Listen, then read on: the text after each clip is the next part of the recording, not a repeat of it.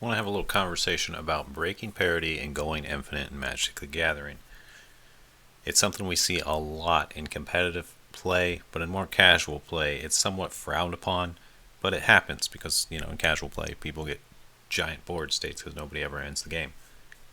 So this can be a really fun way of playing, but if you're not prepared for it or you're not aware, like if you're a new player and you're kind of just getting used to the game, you're like, oh, attackers, blockers, spells, this is cool, little battles, and then someone just goes infinite and everything's over and nothing matters. That can be pretty frustrating to new players. I get it. So I personally don't think the idea of being able to activate things infinitely is a good idea. So I want to propose a solution, maybe a house rule for some people. This is something I've been thinking about for a long time, and I figured I'm just going to make a video and put it out there. And maybe it'll gain traction, maybe it won't. Maybe people will hate the idea, maybe they won't. But it's just simply this. It's a really simple idea on how to remove infinite from the game. And it's something I learned as a programmer. And it's simply an activation cap. And you might want this to be whatever the starting life total is. And what I mean by activation cap, to be more exact, is the maximum number of times you're allowed to activate something per turn. Because some abilities, let's take a look here. Some abilities, like this one on Team or Sabretooth, you can just activate indefinitely. And if you have a combo with it, so you can bounce something for 2 mana. So with this sort of thing, you bounce, I don't know, here's an infinite combo. So we have a Paradox Engine. So you can infinitely bounce something, replay it, untaps all your stuff, Gyre Sage gets bigger, and you just keep tapping for infinite mana. And then whatever you want to do with your infinite mana, you can generally win once you have infinite mana. So Paradox Engine is, it's known to be kind of a problem card. That's why it's worth so much. That's why it's so coveted. Teamer Sabretooth is just kind of an enabler. Gyre Sage just works in this combo. But there's a lot of other examples. This is only, I've seen Teamer Sabretooth accidentally go infinite and create infinite mana and draw infinite cards, or your whole deck. So even with the activation cap though, you still win. That's the thing about this rule, is it doesn't really make infinite useless, because okay, say you're playing a game of Commander, so and you decide the activation cap is 40 because that's our life total. You can't go more than 40 on a single activation per turn. And to be fair, 40 is enough to win the game in anything anyway. But it's still, at least it's capped, and you can't just say, oh, I do it 5 trillion times, because everybody else is just like, okay, whatever, 5 trillion, got it, okay. We're playing games where we play 1 land per turn, 1 more mana per turn, sometimes 2 more mana per turn, and suddenly you go 5 trillion. It's kind of ridiculous, I imagine that kind of thing steers a lot of people away from the game.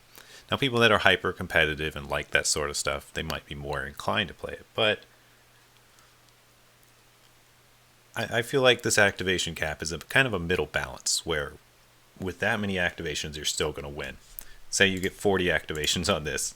That's 40 times you get to tap this for mana while it grows most of the time. So you still get like 200 and some mana, 300 mana, which is enough to win the game. But at least it's not 5 trillion. Or maybe you want the activation cap to be lower. Maybe you say, okay, you can only activate your Teamer Sabretooth 10 times. The activation cap is only at 10. So you still get like 50, 60 mana. It's still a ridiculous amount. So you could kind of set this activation cap wherever you want. Maybe you want it half the starting life total. Maybe you want the starting life total.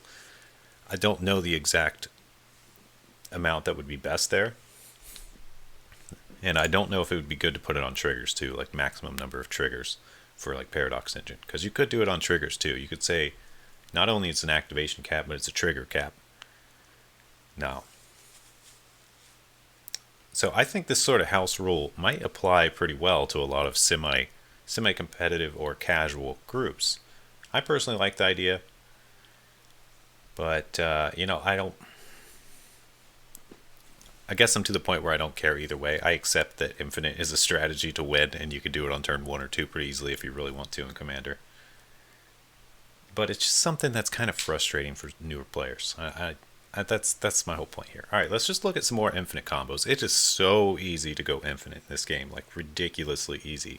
And if they want to stop it, The other solution is to start banning all these cards, which is, you don't want to ban all the cards. There's a lot of fun cards. A lot of people have spent a lot of money on these cards to collect them.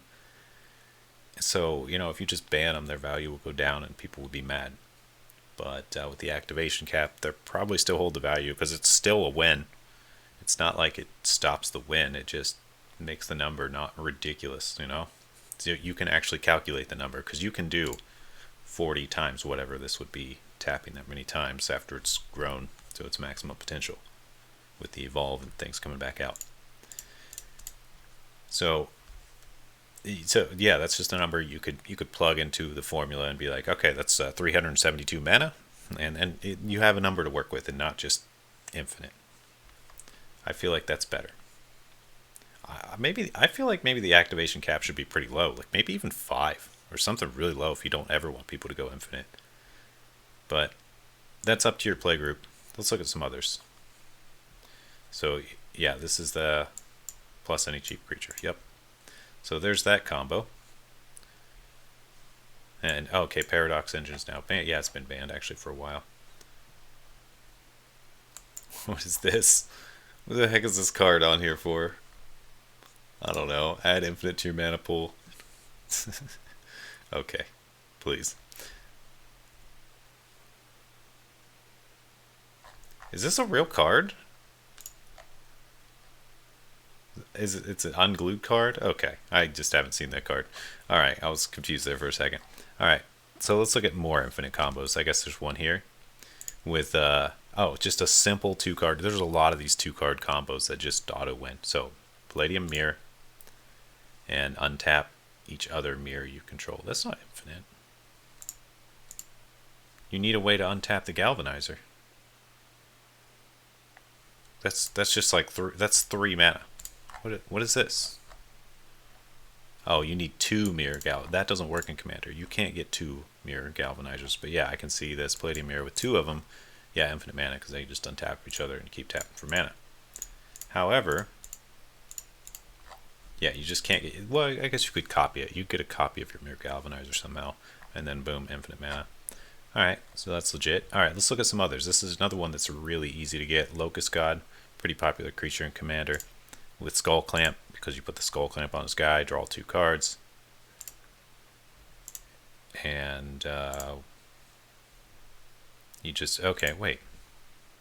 Whenever you draw a card, you get 2 insects. So with Skull Clamp, you draw 2 cards. You sack one of them for more mana. Keep putting Skull Clamp on the other one. So you draw your deck and get a bunch of colorless mana. Super easy combo right there. With an activation cap, you could only do the Ashnod's Altar, whatever your group decides. Somewhere between 5 and 40 theoretically, depending on how you want to do it. And same with Skull Clamp, you could only re-equip that many times. And if you're doing it on triggers too, it would only trigger Locust God so many times. So it would still be ridiculous. You'd still get to draw like 20, 30 cards, if not more. Maybe even probably still your whole deck. And you'd probably still get enough mana. So even with this cap thing, it's not that restrictive because they still get to draw their deck and they still get enough mana to kill you. So unless you make it really low, like 5, then they're only going to be able to get 10 mana and draw 10 cards, which is still pretty darn good. That's still pretty darn good, but it's not infinite. It's not an auto win. So the point is to kind of limit that auto win to an extent and have calculatable numbers. All right, so that one's pretty obvious. All right, we got more. All right, Reiki of 2 Reflections with Palancron. I believe this is just infinite mana. Palancron's not a legend, so you can just get copies of it.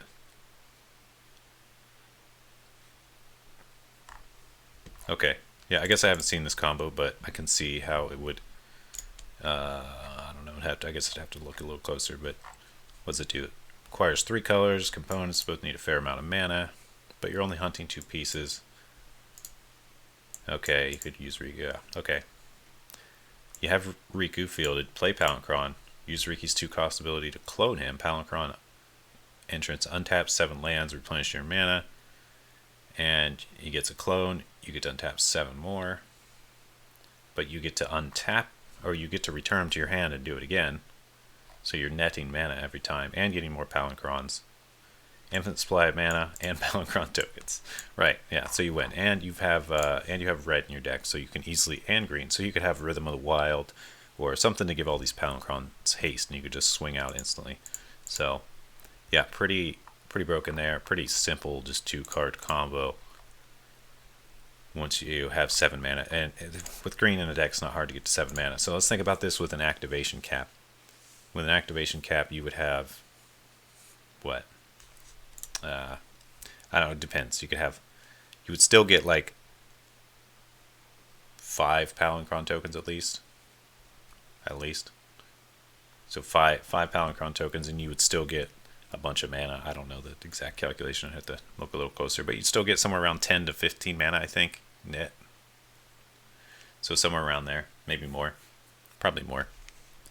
But the point is, you would still get a lot of creatures, and probably enough to swing out and win if they have haste, pretty close at least.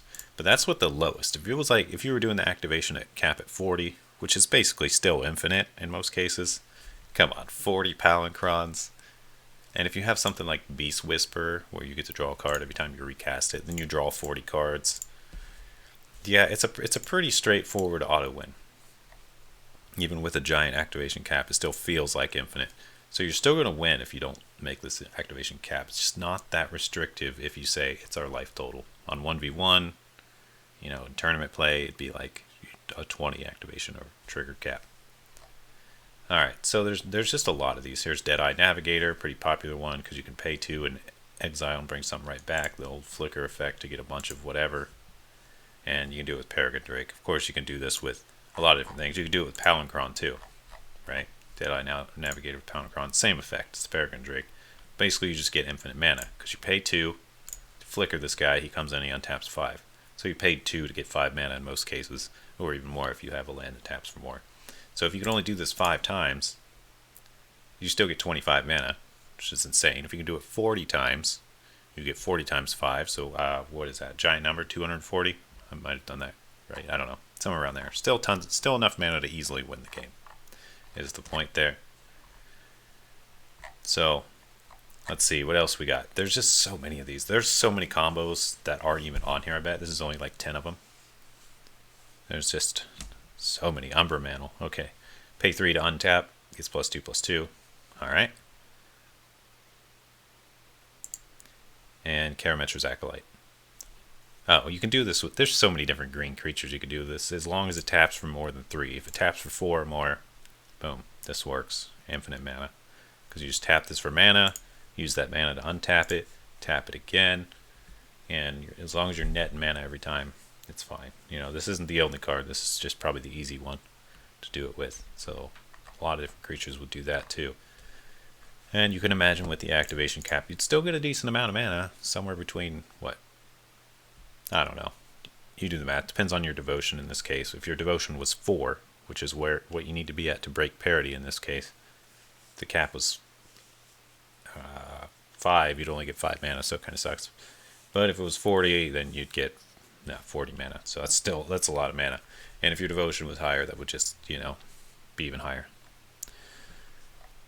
Alright, we got Savala and Free from the Real.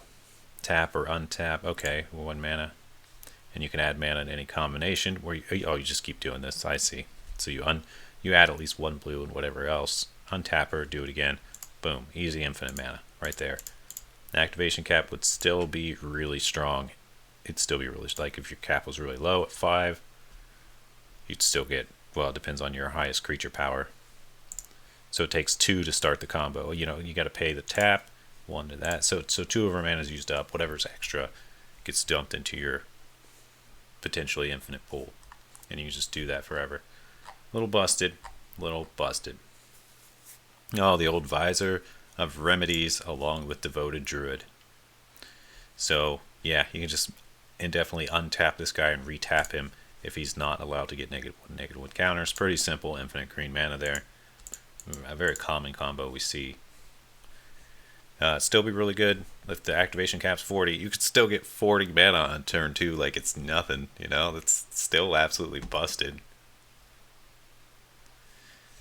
Alright, what else we got? We got Grand Architect and Pilapala. Just the untap. Add 1 mana. Was this guy to you? Tap and untap blue creature, add 2 mana. Okay, so you can tap him to add 2 mana. Use the 2 mana to untap him and add 1 mana. And just do that over and over again until you have infinite mana of whatever color you want. Okay, that's pretty straightforward infinite combo. And yeah, with tutors, this is really easy. Really easy. This is only the tip of the iceberg of the potential infinite combos. There are so many. It is ridiculous how many there are. I sometimes like look through my cards, even my commons, and I'll just do a couple things will click, and I'll just be like, oh, there's an infinite combo right there. Like a Crackdown Construct with anything with equip 0. Crackdown Construct, and I guess I could look up Crackdown Construct. Crackdown Construct. This guy.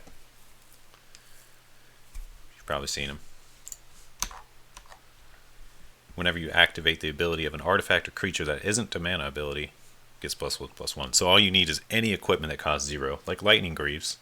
But Lightning Greaves, you can't retarget the same creature, so you need another. But with Lightning Greaves, Crackdown Construct, and one other creature, you can swap it back and forth and make Crackdown Construct an infinite size creature. Like nothing.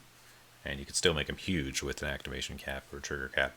And there's, if you have another equipment that doesn't give Shroud with equip 0, then you can just keep putting it back on the Crackdown Construct, I believe. So really easy card to break parity with and just make him giant. And if someone doesn't have a blocker, or if you have some way to make him unblockable, it's just an auto kill. So just another card that's really easy to abuse with the whole infinite thing. And that's just one I randomly stumbled across one day, and I was like, oh, that's kind of cool. Easy way to kill a lot of people really fast. Alright, well that's it for this video. I just wanted to explain this whole concept of something I've been thinking about as a solution to the infinite problem. I don't know if it's really a problem. I kind of see it as a problem. I feel like it takes away from the game more than it gives to the game. So something like this cap is, maybe a homebrew solution that people can apply if they really hate the whole infinite thing too. But it's up to your play group. Obviously, legally, you can break parity and go infinite. That's kind of one of the fun things about Magic for a lot of people. So I get it if people hate this idea. Alright, thanks for watching. Matt from MTG Ownage over and out. I'll see you in the next video. Peace out.